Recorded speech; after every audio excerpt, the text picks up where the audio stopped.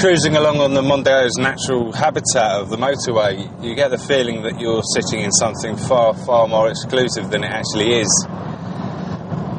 Everything's very neat and refined, and the seating position is something to marvel at. I travelled for 2 hours the other day, non-stop on the motorway, and didn't get a niggle, which is very rare for me.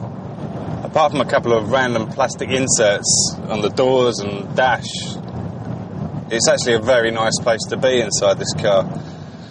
No one actually ever wants to sit in a traffic jam, but if you do get bumper to bumper in a Mondeo, then you can rest assured that you're more comfortable than around 80% of your fellow drivers.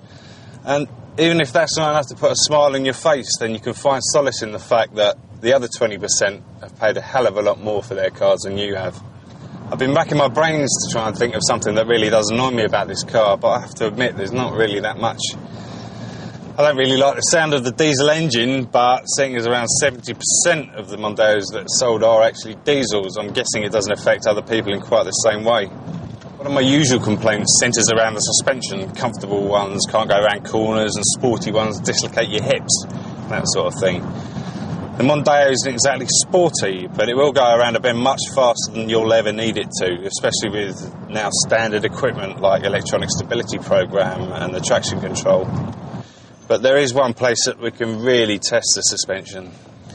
This is the Sun Suspension Test, otherwise known as Paddington Street, which runs outside our office. It's been constructed using all the road building skills of a fish and offers extreme discomfort to anyone that uses it, but it is brilliant for testing your suspension. There are so many bumps down here, it's actually dangerous to cycle down it, but the Mondeo swallows it up. It just breezes along. I can take my hands off the steering wheel and it stays more or less in the right direction. I've driven down here in many different cars, and I don't think I've actually enjoyed it once. Don't get me wrong, it's no great pleasure in the Mondeo, but at least it makes the best of a bad job. Our little suspension test sums up the Mondeo, really. It's not trying to be overly flash, it's not Ferrari, but as you've seen by the way it goes down this road, it's not trying to be a Ferrari. It's trying to take you from A to B with a minimum of fuss and with as little hassle as possible, which is a job it does extremely well.